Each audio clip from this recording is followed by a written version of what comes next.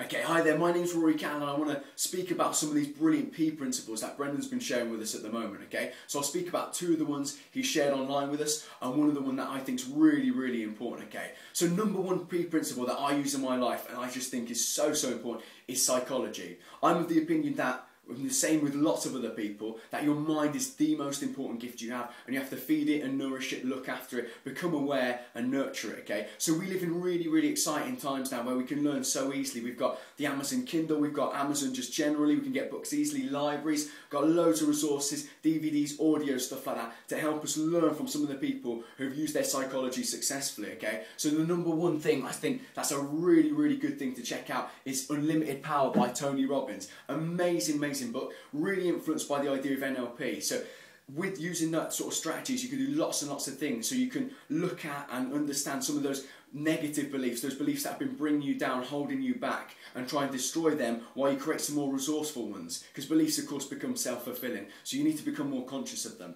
The second thing to look at there is about getting in the zone, getting in the right frame of mind, whether it's a presentation at work or a sports thing that you're having to go at. You just need to make sure that you step into the right frame of mind, and there's some really cool strategies and techniques that help you to do that. And the other thing is, it talks about clarifying your values, okay? What are the things that are most important to you? And then you can learn to live by them every single day. So it's really, really good techniques and strategies to help you out. Now the second thing I'd speak to in the field of psychology that's really exciting at the moment is the field of positive psychology. Now if you've come across this book, which is absolutely amazing, by a guy called Martin Seligman.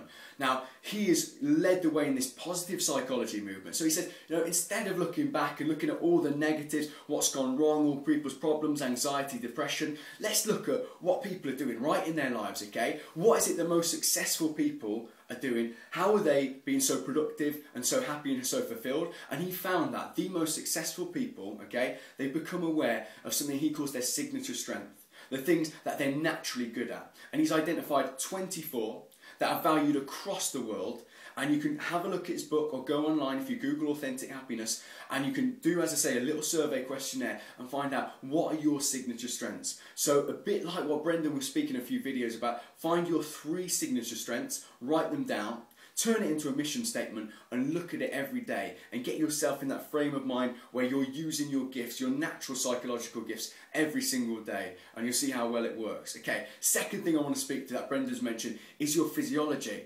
Okay, so Brendan's been talking lots and lots about the importance of getting good rest, getting good sleep, good, as I say, amount of water every day, which is really, really important. But the 2 things that have really helped me out to restore my energy levels, get me back in the zone. Number 1 is exercise. So I was there, it's so easy, making loads of excuses. Oh no, the schedule's too busy, can't possibly fit in any amount of exercise.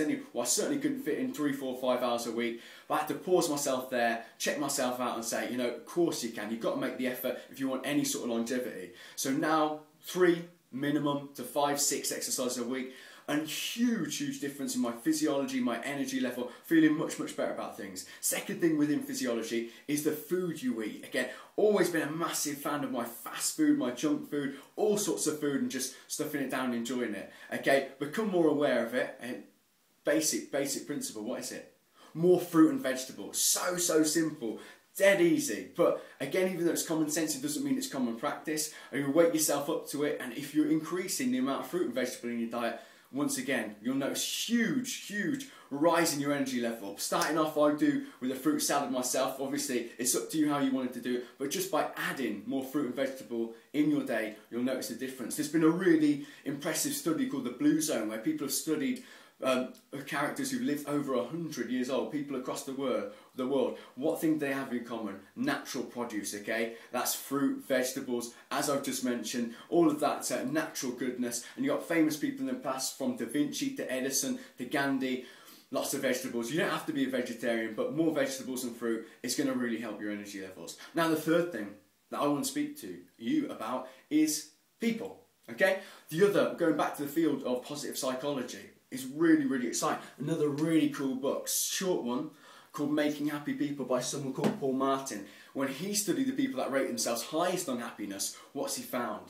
The number one principle, the number one thing that's most important that they're all doing It's connectedness. It's making effort with the most important people in your life. Again, it's common sense, but are you doing it? You've got to ask yourself the question, am I making the effort with the most important people in my life? Okay, really liking the successful principles, how Jack Canfield says from his mentor W. Clement Stone, gave him a great tip. You make a list of all the people in your life and you decide, who are the drains and who are the radiators, if I were to use a metaphor to explain it. Who are the people that suck out the energy from you and who are the people that give you energy? And obviously you have to cut out the people who are draining energy out, and you have to make more of an effort with those positive people and a more effort to find other positive people. If you look at successful people, they've often had great mentors. People like Jack Canfield had W. Clement Stone. Tony Robbins, he had Jim Rohn. You look at other people, Brendan's obviously influenced by Tony Robbins, and the list, it goes on like that. So making the effort with really important people, colleagues, okay, workmates, home people at home, to your friends and your family and stuff like that. If you're making the effort with the right people, it can't help to get you in the right frame of mind, okay? Thanks very much for watching. Cannot wait to check out Brendan's new book, The Charge. Really buzzed and loving what you're doing. Okay, thanks a lot.